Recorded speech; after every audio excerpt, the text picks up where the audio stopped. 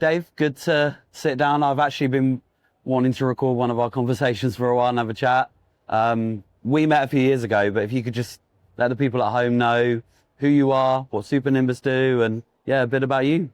Thanks, Gav. Delighted to be here. So my name is David O'Neill. I'm the technical director at a company called SuperNimbus. We're a backend consultancy and co-development outfit based out of Dublin, Ireland. So we've been in business about 7 years now. We do full suite of kind of backend and multiplayer-enabled services for game studios. So that's everything from game servers to analytics to CI/CD and build pipelines to server builds to hosting those server builds, scalable distribution for those builds, live ops tooling and dashboard to help manage your game post-launch and everything in between. We try and position ourselves as like a fully scoped out back-end team that's approachable for any small to medium-sized studio. Give them the same kind of reach in the cloud and the same kind of cost efficiencies in the cloud that typically, in years past would only have been like the proviso of a much bigger studio or kind of a mobile focused studio. Yeah. Somebody who had the bandwidth to have a large dedicated team internally to do that.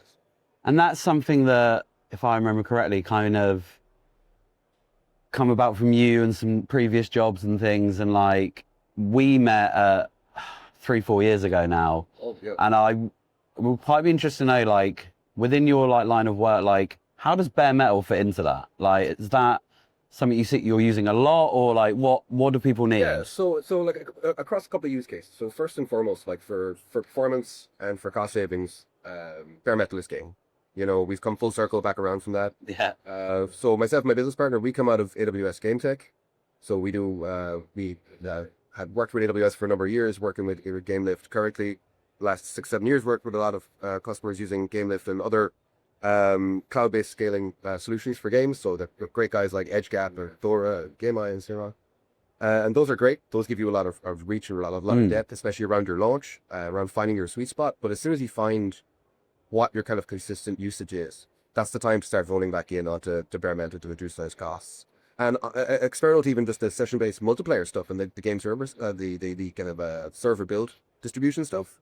Bare metal is king for things like running your game server on, if you're running your own backend or you're using a portable backend like say Nakama or BrakeCloud, you can run that on bare metal using hardware that really suits those use cases. And similarly, something that actually we deal with a lot with studios that people don't often think about that bare metal is a great fit for is build servers. Yes. So, if you're running a multiplayer game, you need to be doing a build, 2 builds per day. You need to be running out a test server build, test client builds. Those take quite a long time depending on your engine. We can get, as you know, we can retailor the hardware to speed that up. But you can also hook that up to stuff like S3 buckets and so on, or automatic deployment of your new server builds right into your bare metal infrastructure for those session-based games, and automate all that process so that a lot of man hours, a lot of potentially time-costly human errors in generating new builds, deploying those new builds, getting those builds out to create people to test, those can all be cut down by putting a hefty chunk of bare metal behind them.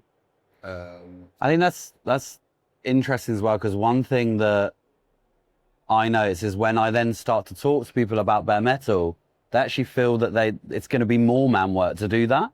Like, so it's interesting that you're seeing that it can actually help reduce that time. Yeah, absolutely. I think especially in like the CI/CD and build pipeline flow early on in development, because it's a crucial problem that you can solve early and automate, and then never have to deal with. And having that freedom of access to client builds and server builds automatically distributed to the rest of your infrastructure, whether using bare metal or cloud, saves an awful lot of time and enables, I think, the critical phase of pre-launch testing, your closed beta, your open beta, to help find your metrics, find your sweet spot, find your usage, to help you provision better bare metal resources for better performance, but also for better cost efficiency, like down the line.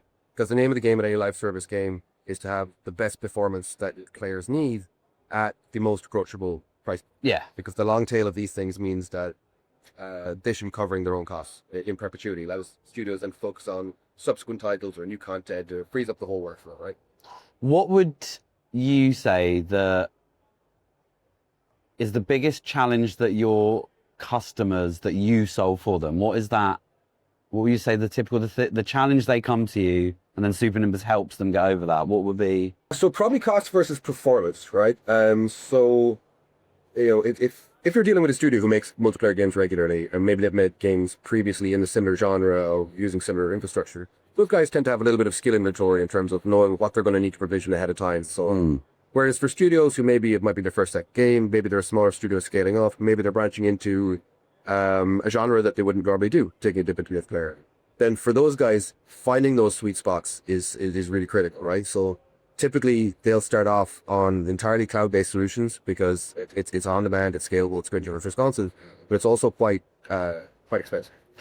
So, Yep, heard that a few times. yeah, of course. That's where, like, in your early stages, prior to pre-release, is a time for doing things like mode testing, not only against like your matchmaker and your game backend, but also against your actual server instances, to try and find where that sweet spot so you can provision ahead of time. I mean, I think one of the trends I'm seeing for the last couple of years is kind of the sort of the kind of a standardized, almost a standardized approach across the industry for relying on bare metal for the core of your services, and then leveraging cloud where useful to cover things like events, being featured, that kind of thing where surge is and surge protection particularly is important, So another thing as well is, what trends are you seeing in the industry in 2025, and like what's the thing you're seeing come up a lot?